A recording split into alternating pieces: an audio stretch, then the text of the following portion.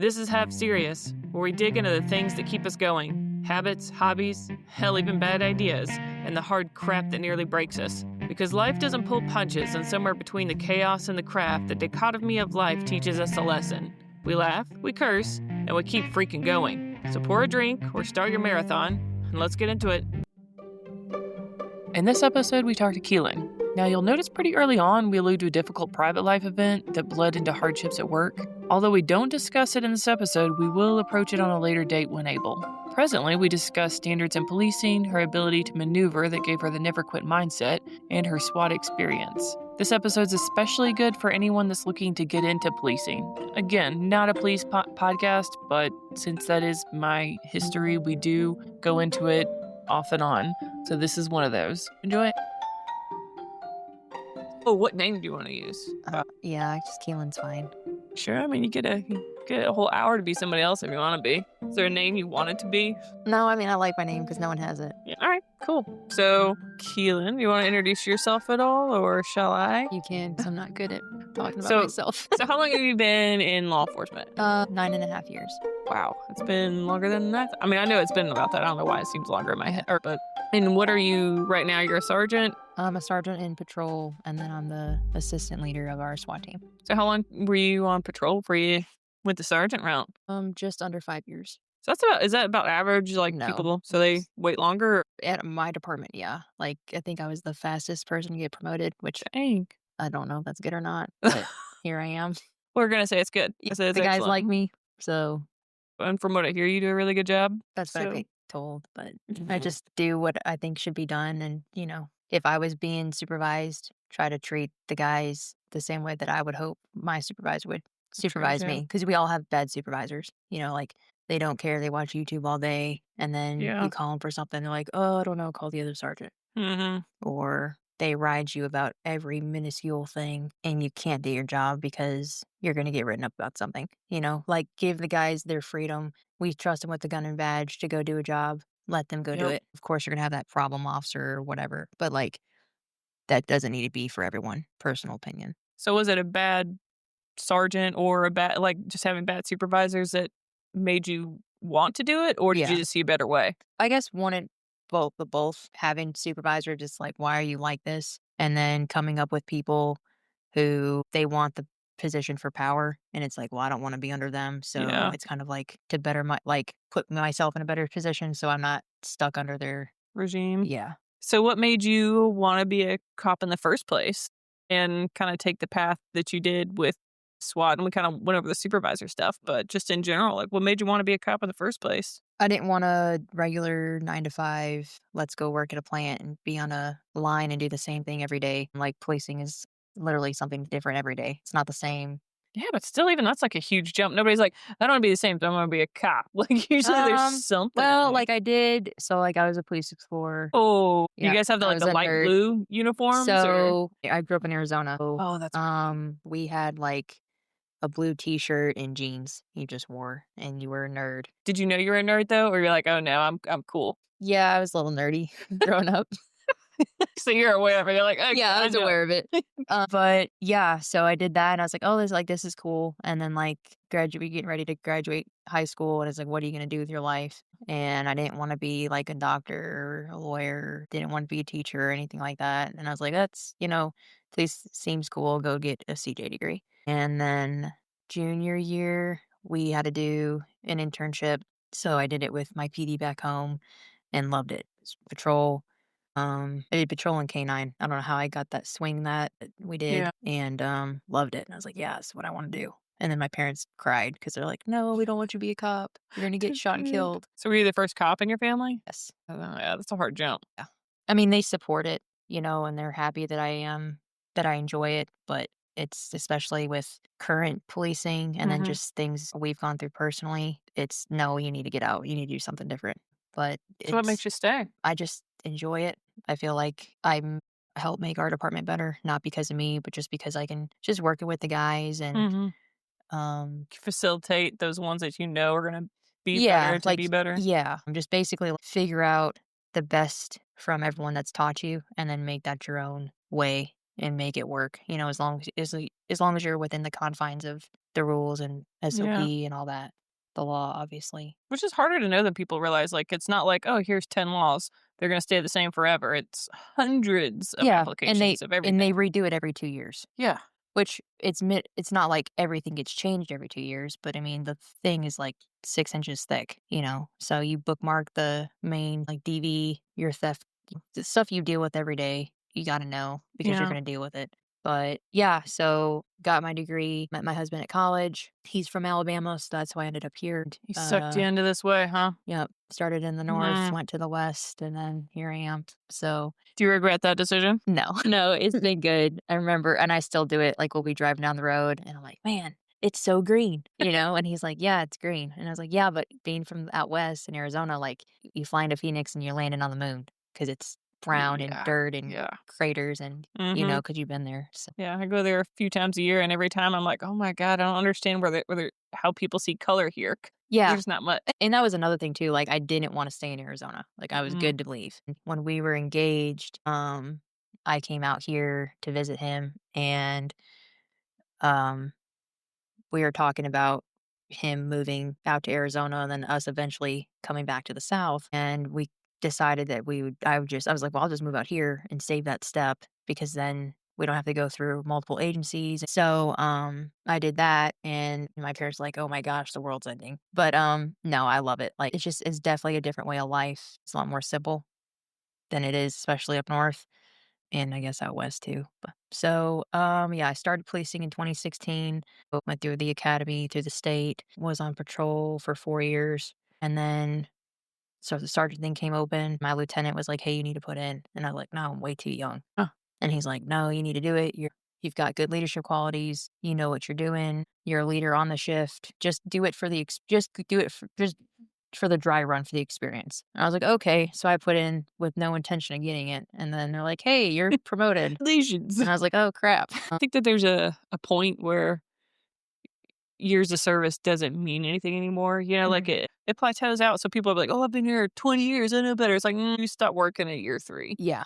So You're I don't retired know. on duty. Yeah. Mhm. So even though like 5 years, like, yeah, that seems young for supervision at some point, if you're actually propelling forward and you know the stuff, then I don't see a problem with it. It's not like for everybody.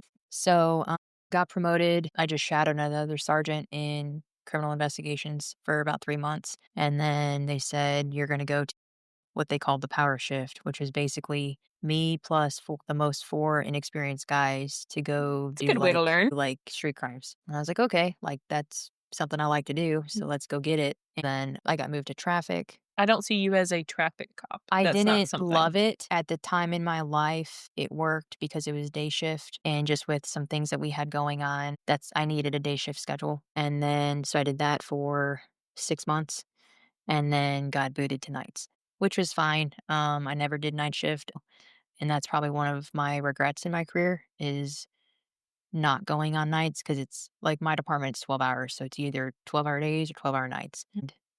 You learn a lot more on night shift because it's different policing. It's not your someone stole my lawnmower or someone kicked my dog or whatever.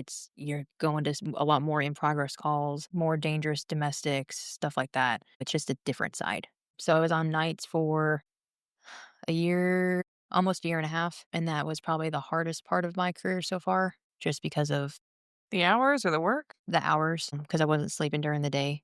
Oh, yeah, that's hard. I mean, people who So have never done it don't realize how hard that is to get yeah. that in circadian rhythm or whatever. Yeah. Yeah, like, I'd get off my shift was 7 to 7, and the traffic sergeant who took my spot, it was our joke, "If there's a wreck in the flats, it's probably me going home," and thank God it never happened.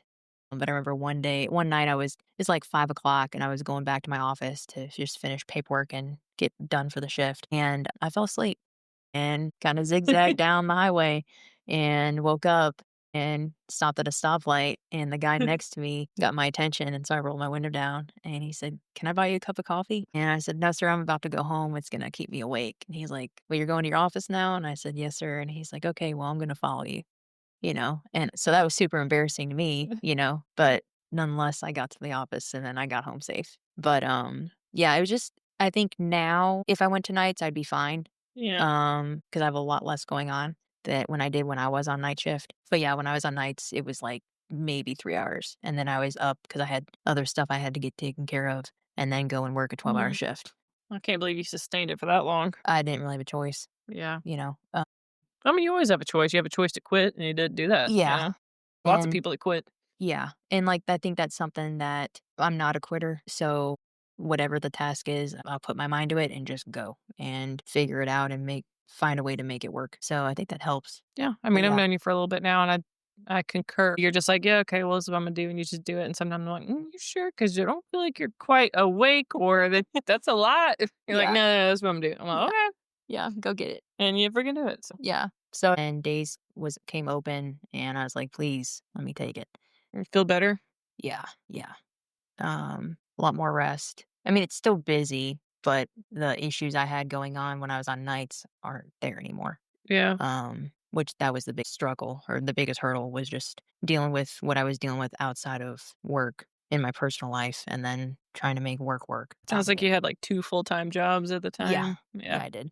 I wanna go into your SWAT stuff too, but before I get too deep into that, was there a particular moment in your job, in your life, or whatever that you kind of felt that fracture of who you were before? And I mean it like some of the rookies will come in and you can kind of tell, probably now, especially being a sergeant, you can tell when that shine is knocked off of them. Like they've seen a bad call Mhm. or they've seen something and they come in and something about them has changed. And I like I got the shine knocked off of them.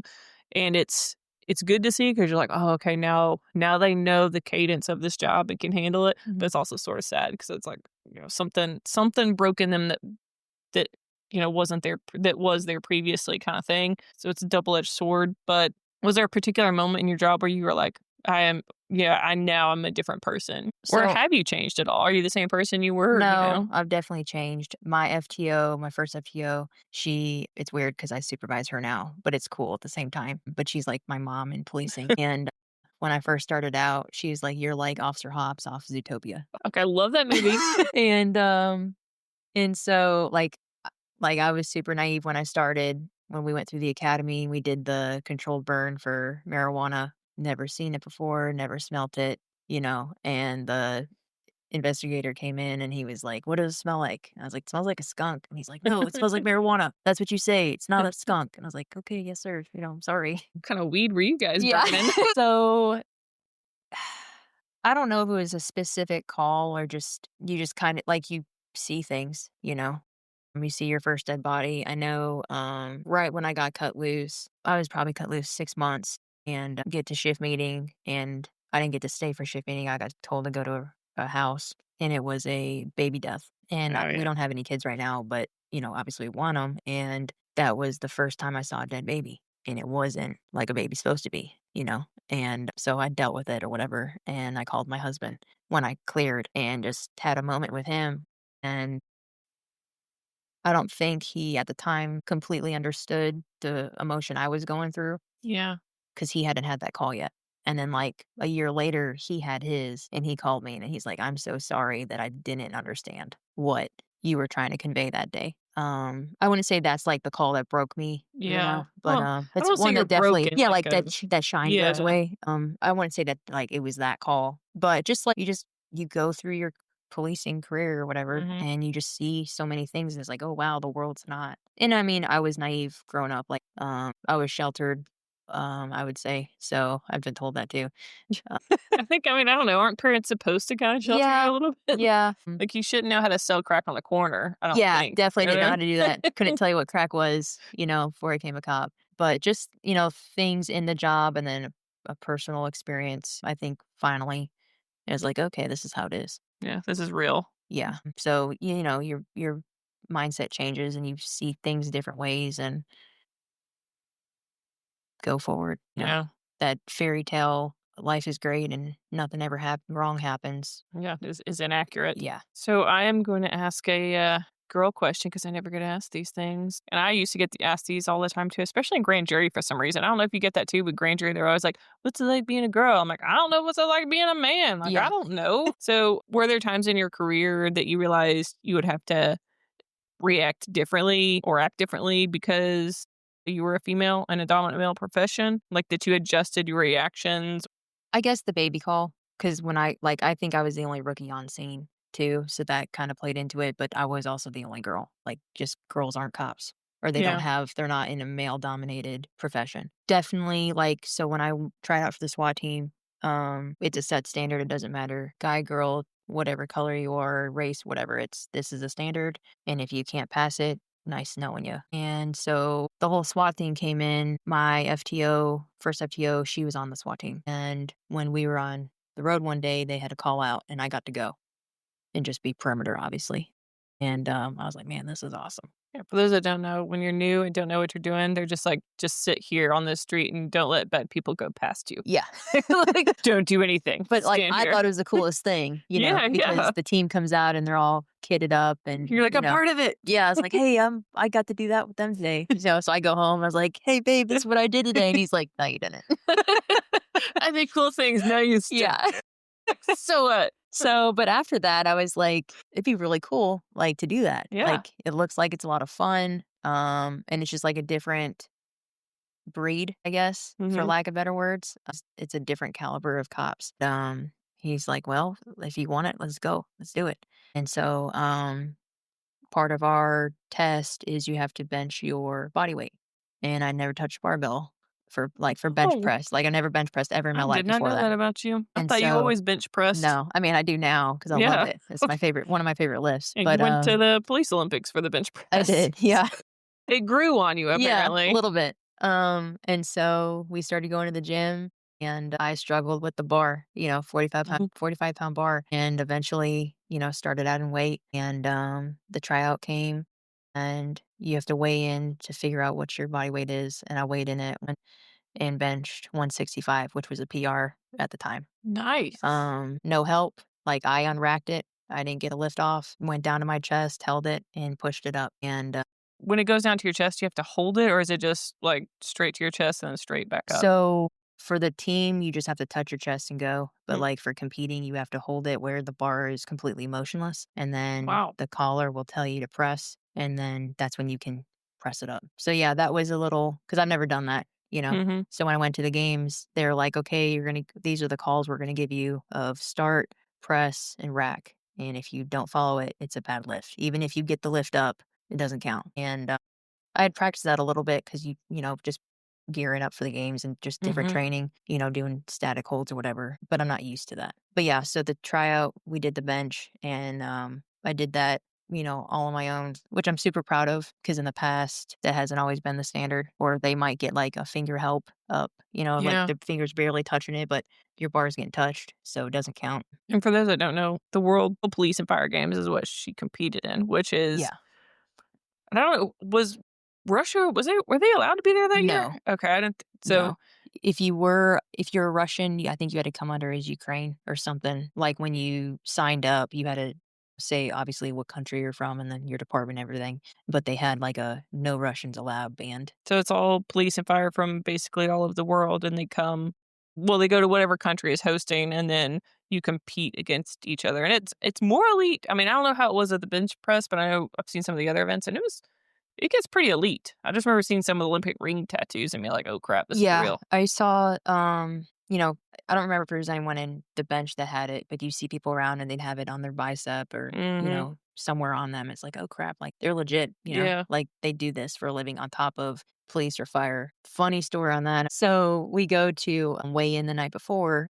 And so you had to bring your entire costume, they called it. So whatever you were going to wear for the competition, you had to, like down to like underwear, they had to see it. And so my husband and I go up there and we're all lined up and there's this bigger girl there. And I was like, man, I hope she's not, there's no way she's in my weight class. Like, none. And, so I go, we weigh in, do all this stuff. And the next day we go to the competition and they call my group to go back and she walks back there. And I was like, there's no freaking way that she's under 185. Cause I was in the 157 to 185. I weighed in at 163. And I was like, there's no way. And I looked at my husband and like looked at the girl and he just shook his head. And needless to say, she got gold, but she had 20 pounds on me. Where was she from? LAPD. Oh, Mhm. okay. Yeah, LAPD gets real about it because they host the U.S. games over there every Yeah. year. So I mean, Yeah. I'm sure they They got had a some real bunch of people competitors. there for the bench, like, cause they break it down into your age and your weight class, and they had multiple, and all of them for the bench press, and I'm sure for all the other events. But yeah, so I went to the police games, got silver, which was I didn't know I got it until, like, an hour before the podium. Like, it's a Yeah. competition, but it's Oh, not yeah. like Mean Girls, you can't sit with us. It's, "Hey, good job on that lift, you did this good, and, hey, try and do this next time." Like, people are trying to help you even though you're competing against them. And so, this girl was from Canada, and she said, "Hey, you medaled." I was like, "No, I didn't." I was like, "How do you know that?" And she's like, "It's right here." And she threw it up on her Oh, phone, and I was like, "Oh my gosh," and, heck yeah. my husband was walking through, and I ran up to him, and I was like, "I got silver!" I And, like, I did was it. super happy, You because should like, be. I mean, it's cool, and Yeah. it's like it's a world stage, I guess, this is Yeah. the world games. I mean, it's legit medals, it's legit Yeah, competition, and I've been to a lot of competitions, and I know you've been to a lot of that one yeah. is legit. And it was first and, like, the guys on the team, on SWAT team, they're like, "You better go down there and win gold or you're gonna get kicked off," joking Mhm. around or whatever. When they saw who I competed against, they're like, "Yeah, you get past." So I made the SWAT team, in 2020 and, started out on entry. We did so prior to making the team, I had the opportunity to go to a SWAT school, a local SWAT school. And I was like, "Well, I wanna go on the SWAT team, so this would probably help, to Yeah. have somewhat of a have that certification." So I did that, then I finally made our team, and Was that a sister depart like, one of mine old ones that you went to? no, so our department actually held one, Oh, okay. and I went on it before I made the team, and then when I made the team, I had to go through it again, and then Gotcha. I guess I'm just a glutton for punishment. So, like, in Alabama, the big SWAT school is Nighthawk, and it's through the state, and all, like, the older guys on our team had gone through it, and, like, back then it's still really hard now, like, it sucks, but back then it was harder, and, so the opportunity came up for Nighthawk, and I was like, "Hey, I wanna go." And they're like, "You've been through 2 SWAT schools. I don't know what else you're gonna learn." And I was like, "Yeah, but it's like that badge of you went through Nighthawk." So, like, it's just like I guess like a badge of honor or I don't know. Well, do Just you feel like like you a had to prove yourself? yeah, it's like a proving thing, and Yeah. especially being a female, because in I think just in policing in general, it's like, "Oh, you're a girl, so you suck." Yeah, you gotta continually prove Prove yourself. yours and so, went to Nighthawk and got the top cadet award and then top Awesome. PT. I didn't know that. Mhm. That's awesome. Yeah. So, You can bring your cooler down here. I'm just saying, just offering that up for you. but it was a good experience. It definitely like I trained hard for that because I knew it was gonna be hard and it Yeah. still kicked my tail. What was different about that one than the other one? Or was there a difference? But yeah, there's a huge difference. PT was a lot harder. Like we'd wake up at 5 and we did a 5-mile ruck in full kit and you had to keep up. So the two instructors led it. We had to keep up with them. And if we didn't keep up with them, we got roasted. And so when we first started the week, it started on a Sunday at noon. And so we go into this classroom and it's the state's team and their head commander. And he's like, okay, this is how it's going to work this week. Yeah. Who's been through SWAT school before and what school was it? So I raised my hand and stupidly said, yeah, I've been through twice. And they're like, okay, well, you're the leader. And I was like, crap. And so we go do the PT, like they have a pre-screen PT you have to do. And so we go and do that. And I mistakenly finished the run first. So they're like, congratulations, you're now the water boy. So I was in charge of two like 5-gallon Gatorade coolers. And it was my responsibility to make sure they were full every time. One was to drink out of, and one was for like cold rags because it was in the middle of August. Mm. And we're in Selma. So Yeah, like the the armpit of humidity is Alabama. thick.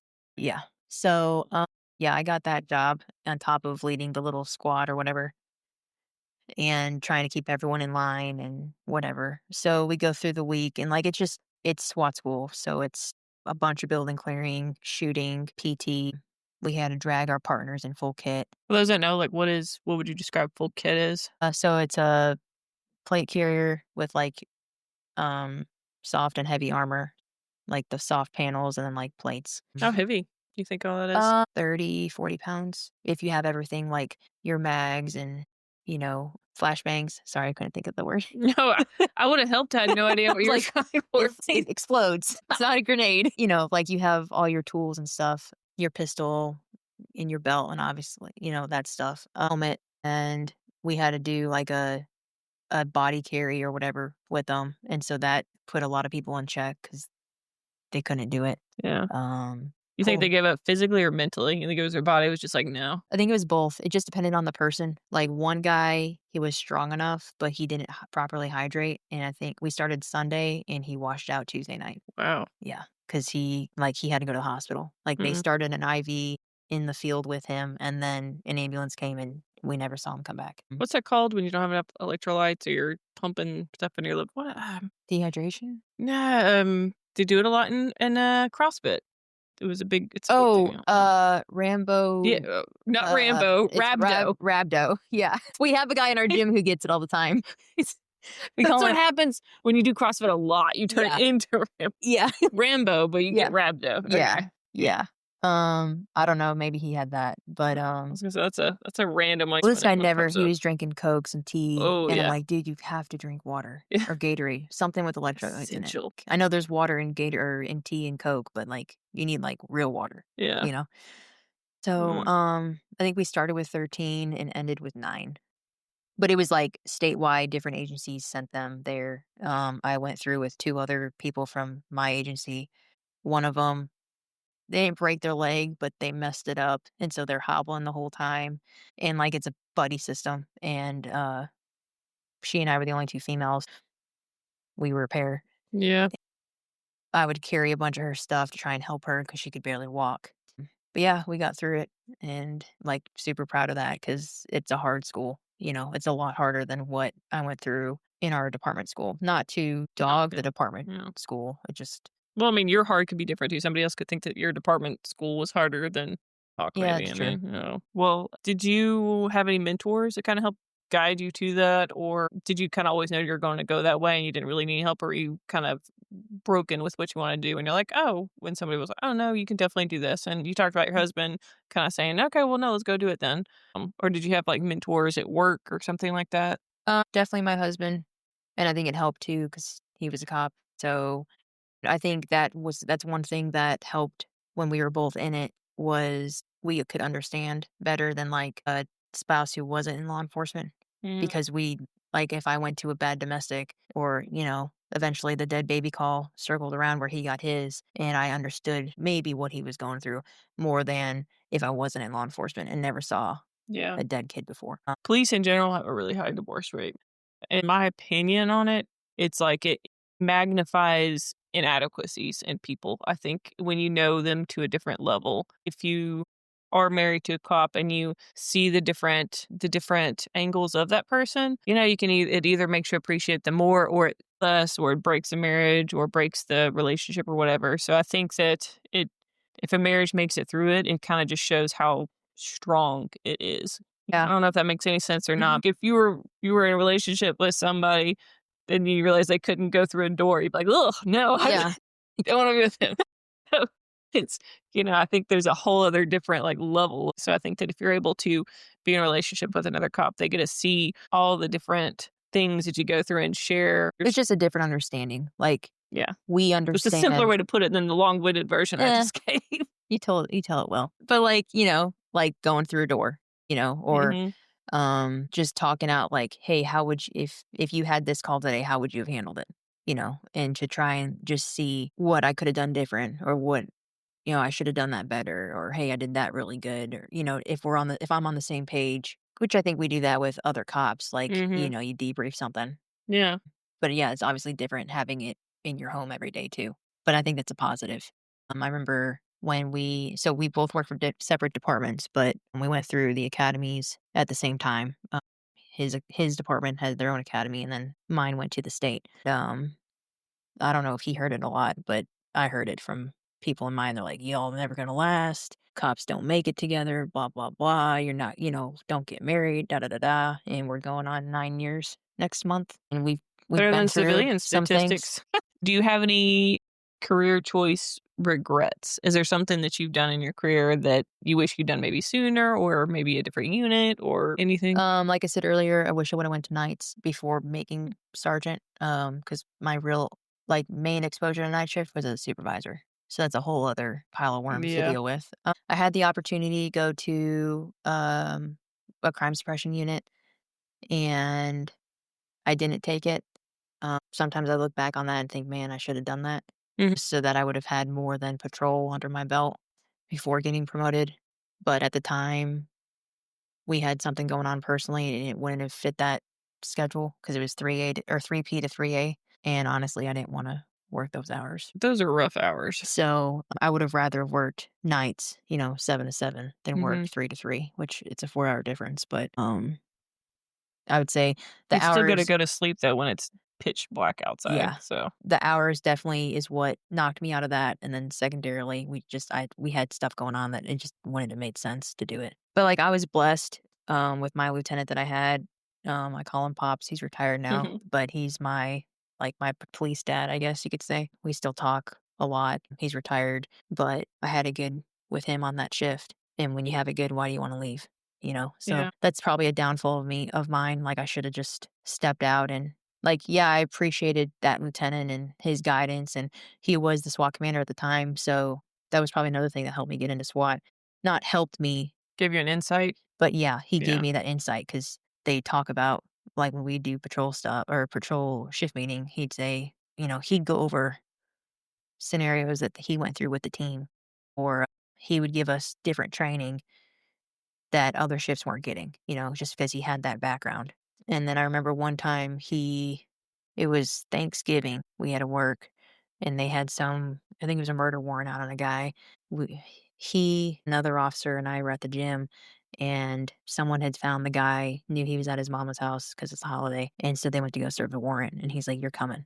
And like at this time, I wasn't certified. Like Mhm. I think I went through the first school, but I wasn't on the team. I just went through it to go through it type thing. And so I held perimeter, hid Okay. behind a big oak tree, I got it.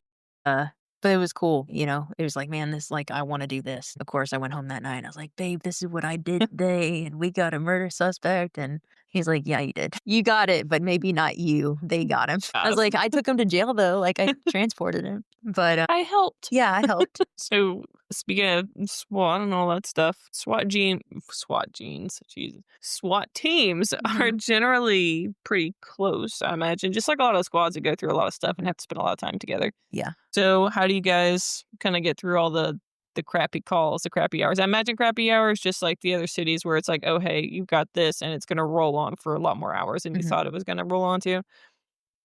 How do you guys keep that kinmanship among each without tearing each other's throats out? So we trained 16 hours a month together, 2 8-hour days. We had just a lot of, like pranks, being there for each other when someone's going through a hard time, when we were going through what we were going through.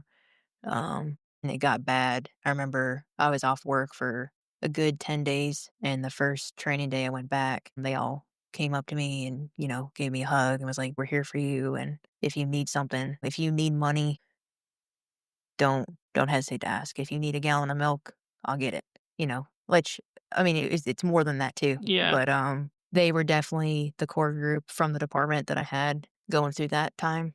They were just there, and that's something I'll never forget, and it was all of them, but, like, certain ones were there when it was really bad, just stood by while we had to go through doors we didn't wanna go through, my Mhm. husband and I, and he's like, "Hey, I've got your back, just go deal with it, and if something happens, I'll handle it."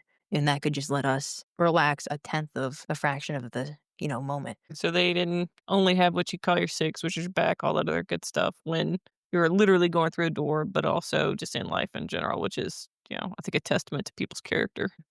Because it hit hard, and I know that's gonna be another topic another day, so I don't wanna go into it a Yeah. lot, but, I can think of four guys on the team for sure that it was like they were with us for a solid week every day, picked us up, got us to where we needed to go, stood there with us when everything hit the fan.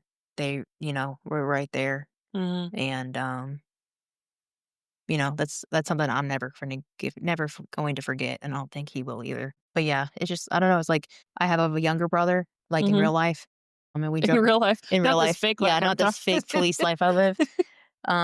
But the team guys are like they're all my brothers, Yeah. older and younger, because the age group obviously varies, but, we all pick on each other. I'm the girl, you know, and, "Hey, girl, go do this," It's like that sergeant girl to you. But, I get called big girl a lot. It's a running joke, because we have a guy on the team, and his nickname's Little Man, and he hates it. I called him at one time. He's like, "What are you gonna do about it, big girl?" And I knew he was kidding, but I reacted like I was pissed. And I was like, "What'd you just say to me?" And everyone got super serious. And he's like, "I'm just kidding." I was like, "I know, man. I know, little man. It's good." And like everyone just busted out laughing. So, but yeah, I mean, we all pick on each other. If there's a birthday, the training day closest to that, we'll go, we all buy that person's lunch or get them something or whatever. Just have a good time. Have, team parties, just, get togethers, whatever. Normal, squad shift stuff. Yeah. Well, I'm gonna ask you a question that I wish I had been asked probably at some point. Like, what about the whole female thing Hmm. again? But like, what is there one thing that really pisses you off about other female cops, and not necessarily your department? So my opinion on it is that cops as a whole, right? One cop on in California does something wrong, then a officer in New York is paying the price for it. Hmm. And I think it's the same as women across the department. Like one female does something wrong, and it's like, ah, crap. Now we all have to make up for it and continue to Yeah, prove it's a broad ourselves. brush that we have painted against us. I would say, like, just not having the mindset, like, it's not cops on TV, Hmm. it's not blue bloods, like, crap's gonna hit the fan, and hopefully you're gonna go back on your training, or that you've been trained on how to deal with it. I think we get a bad rap of, like, being clueless, and we're just in it for, like, to be a badge bunny or whatever, and I would say 95% of females in policing, that doesn't apply to. I can like, in my department, there's probably one that does apply to. She's not there for the right reasons, and I think she's about to find the door to go somewhere else, so that's good. But just not taking the job seriously, like, not being prepared. Like, I don't know, to me, standards are a big thing, they're there for a reason, and this kind of bleeds over into just general policing, but, like, you know what it takes to be a cop. These Hmm. are the PT requirements. You can look them up, with common knowledge on Google, figure it out. When you apply, if you can't do it, don't come to your tryout. And I feel girls get the, "Oh, we're gonna give you one more chance because 'cause you're a female, because 'cause you're the weaker, Yeah. of the sex or whatever. I don't wanna be treated differently because 'cause I'm a female." And I Hmm. would say most females in law enforcement feel the same way. Like, just because I'm not a dude doesn't mean I have to be treated differently. I say you have much more. You have better stats on what I'd give. I'd give it 60-40. 60 are there and are doing it for the right reasons, and 40 probably need to kick some rocks. But Yeah, also maybe it's different. Well, obviously it's different different departments, department. different numbers, Yeah, ours is a lot different smaller years, than, and you came in a lot later later. too. So Yeah. Yeah, I'm not good with numbers either though, so there's that. I don't know. It could be 60-40 or 95. Yeah, I don't know. same thing, same difference. So speaking of what you were earlier with mentors and stuff like that, have you Oh, started to yeah. mentor people now? Yeah, it's weird because, like, like, I have 10 guys on my shift, and they range from 21 to 50, and I had the 50-year-old coming to me the other day and saying, "Hey, Sarge, I don't know how to handle this." Hmm. And I kinda looked at him, I was like, "You've been in policing, since I was born, basically." That's a mad respect move, you know? Yeah, Mhm, like, yeah, I was that's like, I mean, it humbled me because I was like, "I don't like, you should know more than I do." Like, I've been on the job for 9.5 years, mhm. and you're like a legend, or that's how I see him, and a lot of people do. Probably a legend because he keeps his humility where it's at then if he's coming. That's pretty cool. Yeah, so I've got a couple guys on my shift who they're gonna be great cops, Mhm. and they are good now, they just need to tweak a couple things, and, like, you go from good to great, and just trying to sit down, like, I was never sat down by a supervisor and said, "Hey, what do you wanna do?" Policing isn't just patrol, there's our department offers 8 different things, or, whatever it is. Mm. What are you interested in? And so when I became a supervisor, I wish that would have happened to me. So I had my squad come in, and I was like, "Hey," and we just sat down, super informal, like, especially when I went to night shift, I didn't know any of those guys. And so it was kind of like a, "Hey, my name's Keelin. What's your Yeah. name?" And just try to get to know them a little bit. And what does your best day at work look like? If I could get, 5 DUIs and 4, theft arrests, that would be 100% best day of my life. I was like, "Okay, cool." So that's what I can focus on with you. Or, I just want to take reports. All right, that's lame, but sure, Yeah, okay. that's if that's what you want to do, you can be the report card. and just try to find, like, what they like and what they don't like, try to put them on, projects that fit those strengths or weaknesses just to make them better so that because I think that's part of your job as supervisors to make those who you work with a better person, a better officer.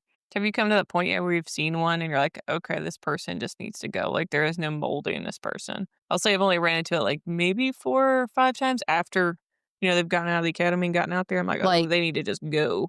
going like, "You don't need to be a cop?" Yeah, Oh, yeah. yeah. Yeah. And it's a hard, And that's hard yeah. too, like, with FTO, so field training officer, you're that as an officer, but in my department, there's 2 sergeants on every shift, and one of those sergeants is in the FTO program helping the FTOs with their rookies. Mm-hmm. And we had one recently, and I sat her down and I was like, "Listen, like, what would just going through different situations with her." And one of them was deadly force incident, just a scenario, and, I was like, "Okay, I'm a guy, you get called to a stabbing, and you get there, and someone's yelling in the house, so you go in there, they got a knife, and they're like, 'If you don't get out of my house, I'm gonna stab you. What do you do?'" Mm-hmm. And she was just like deer in the headlights, and she'd been through almost the Yeah, whole that's program. easy. Easy answer, and so then, like, I pretended I had a knife in my hand, and I just started coming at her, and I stabbed her, and I was like, "Why didn't you shoot me?" "Uh, I don't know."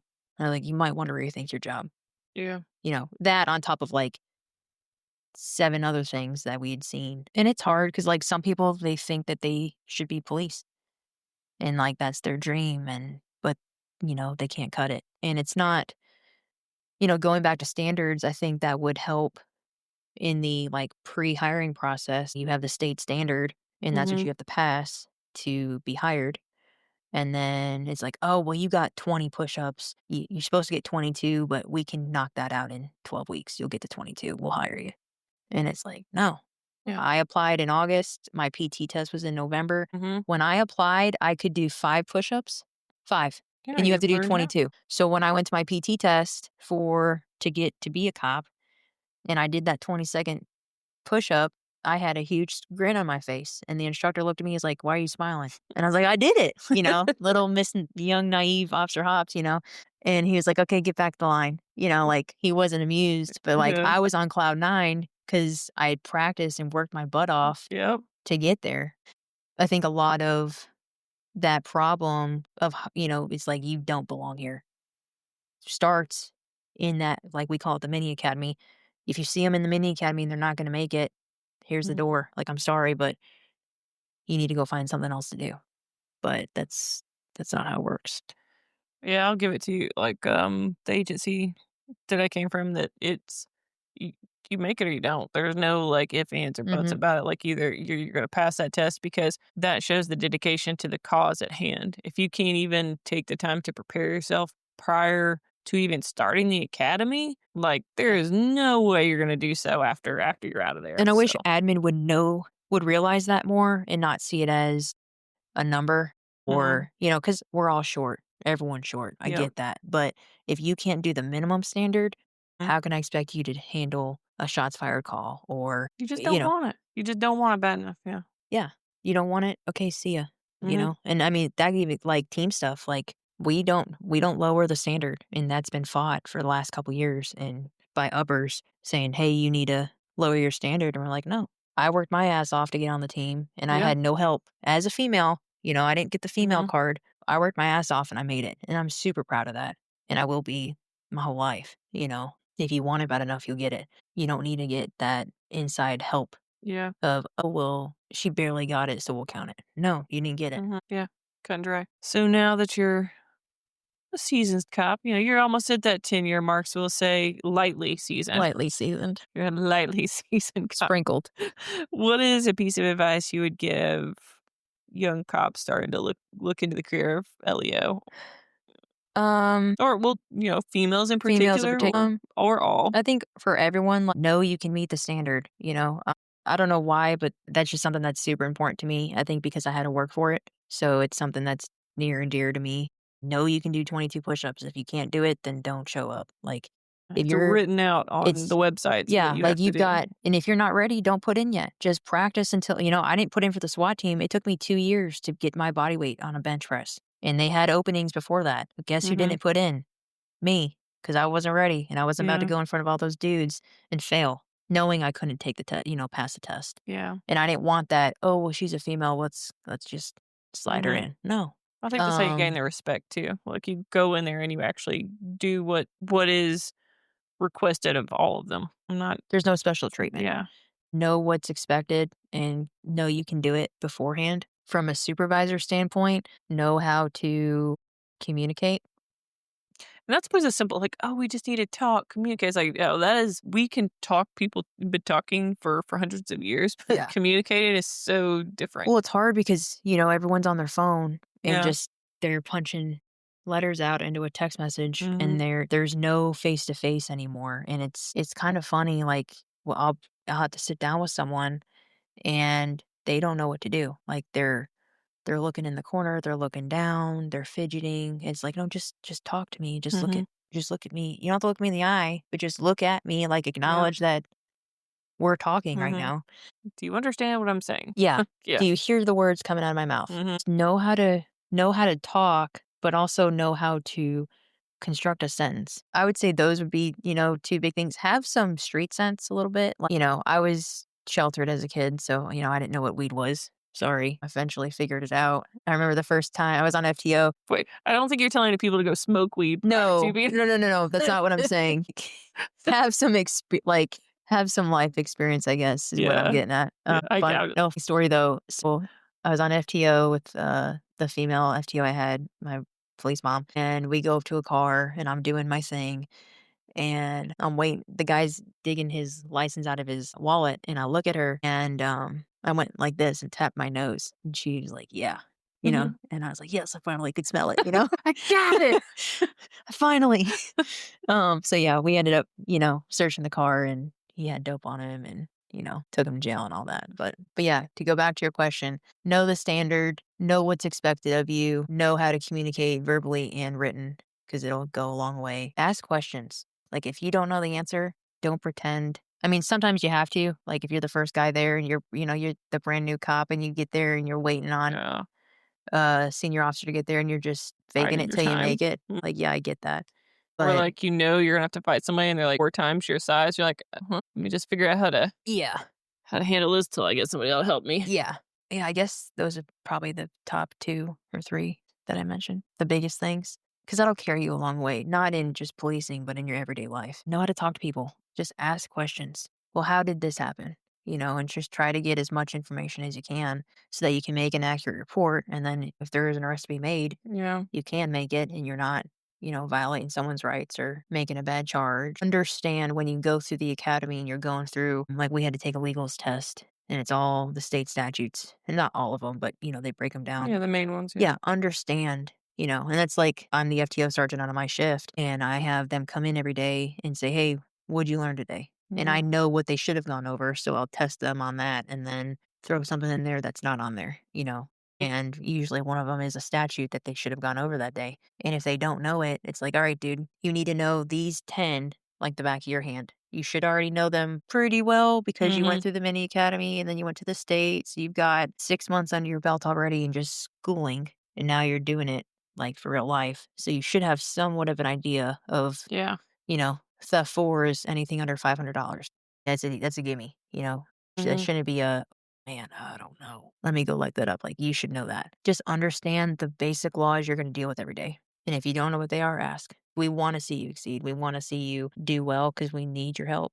Yeah, I agree. It's not like, "Oh, thank God we can cut 10 of these people." It's like, "Crap, we really need these 10 people." I Hmm. wish that but you're not willing to sacrifice the safety of those around you because you need the numbers. 'Cause that Yeah. sometimes most times can cause more damage than good, Yeah. just putting somebody out there because you need the numbers. Oh, I remembered your question. I just thought of something. So I was an FTO officer and I had a rookie in my car and we get a call for this crazy guy and he was trespassing at his mom's house. And I was familiar with the guy and so I'm telling my rookie, I was like, okay, he always fights, he always has a weapon, and there was something else I don't remember now. But anyways, these 3 things always happen. So be ready. And he's like, yeah, okay. And like, he never should have been hired. Like, can't go into the story, but just shouldn't have Shit. never have been hired as an officer, which he's not anymore, thankfully. But anyways, so we get there. He always runs. That was the other one every time.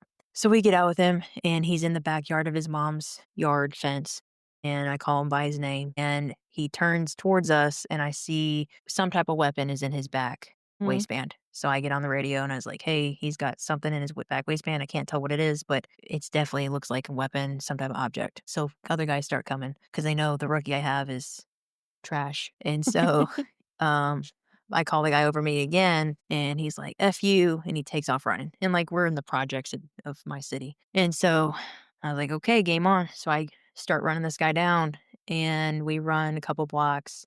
I lost eyesight of him at one point because he turned down an alley, and then I caught up to him. By that time, he thought he won, so he's just walking. I ran up on him and got him, and put him in cuffs. And the other guys were there at the time, so we took him into custody. I'm looking around, and my rookie's nowhere to be seen at all. And it was only like 2 or 3 blocks that we ran. It wasn't far. So he finally catches up, and he gets there. And like, I was pissed because it's in the moment. It's like, you just made me run after you for no reason. I knew he was a bad dude. So there's that heightened sense of crap, something bad could happen, and he would appear to be a weapon in his waistband. So it's just more heightened, outlook or whatever. And he comes up, and he grabs he bends over and he grabs his knees, and he's like barely breathing, huffing and puffing. And I looked at him, and I was like, where the hell were you? And he's like, I dropped my sunglasses in the grass, and I couldn't lose them because they're prescription. So I had to get them. And I looked at him, and like, I used to not cuss a lot at that point in my life. And I went off. And like, my lieutenant was there. The whole department, basically, whoever was on shift that day was there. Yeah. And I MF'd this guy, and like, it was bad. And everyone was like, holy crap, what happened to her? You still don't cuss that much. Oh, I don't. And so I got done, and I was like, go find whatever weapon he had, go find it. He's like, okay, I'm sorry. And he's still trying to catch his breath because he doesn't run or anything. So he goes and starts looking, and my lieutenant came over to me, and he's like, are you okay? And I was like, I had been with this guy. He'd been in my car for 5 weeks. He never should have been hired. That's a long time for a rookie to be in your car. Yeah. So we do 6-week rotations. And we're almost done, but we weren't done yet. I was like, I can't do this anymore. I'm going to kill this kid. Oh, you need to figure this out because I'm done after today. And he's like, just go back to your car. You're good. Like, don't worry about it.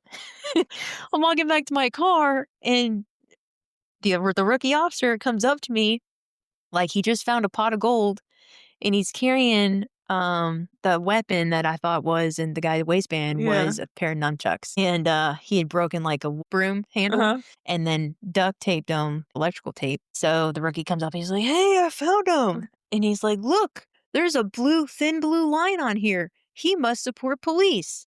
And I was like, you're an asshole. Go in the car. So we get back to the office, and another FTO who didn't have anyone in his car at the time had pulled up. And I looked at my guy, I said, grab all your crap and put it in his car. You're never allowed to sit in my car again.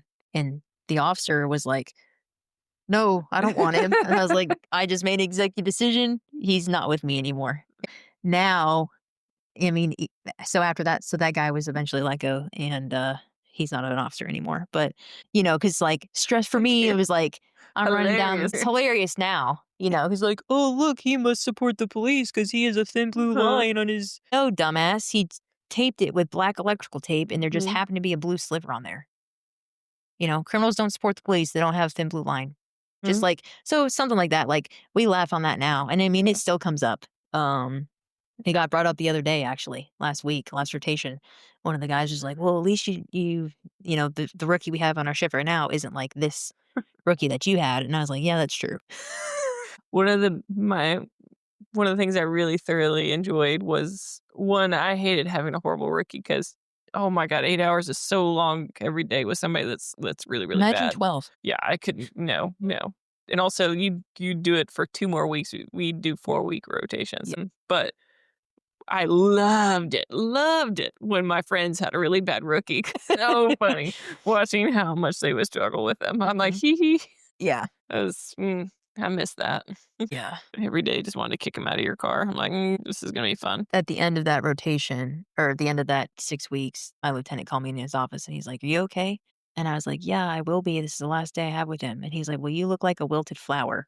And That's a lame way to put it. I was like, "Excuse me?" And he's like, "You just don't look like you're doing that great. I just wanted to check on you." And I was like, "What happened to the 5 weeks prior? Like, where were you then? Like, why are you asking me now?" You know? So I feel like he could have worded that in such more of a badass way than "you're a wilted flower." Yeah. So that gets brought up too. But yeah, I something know. funny. Oh, is there anything that I missed that maybe I should have brought up that you want to give a thought on or two? I'll shout you out. You're a good mentor for me. Like, No, don't say and I'm that. not saying that like to be a kiss ass, but There's nothing to kill. I didn't even do that job. when you were, it's your department, especially when I was going through the personal things that my husband and I had, you were definitely a rock for me there. And just asking you like job related questions or, hey, what's your advice on how I should handle this? You actually kicked the door for me to start podcasting. So when all that was going down, then here I am on your You show. just needed somebody to tell you that you could do it. Well, you had people telling you that, but you know what I mean. Yeah, I needed to hear it from you. You were going to do it either way. Yeah, I don't really think I had a choice, but you kind of just, kicked me through and said, "Hey, you need to go do this." But yeah, like you definitely were big person there. Thank you for making me highly uncomfortable because I don't take compliments very well. You're- Thank you. And- I will say, talk about, earlier we talked about the evolution of a person in policing. I don't know when I met you, what year was it maybe that I had first met you? 17 or 18. Well, Everything went down in 18. So I'd say that when I met you, you were very much so, you could tell, like, had a whole different outlook on life, a gentler outlook on life. And I won't say that you see life in such a harder way now, but I think that you have so much more confidence because of stuff that you've been through now that you didn't have before. Like, although you were willing to put yourself out there, like, I'm going to do this hard ass thing, like we were talking about, like, you're always going to accomplish that task.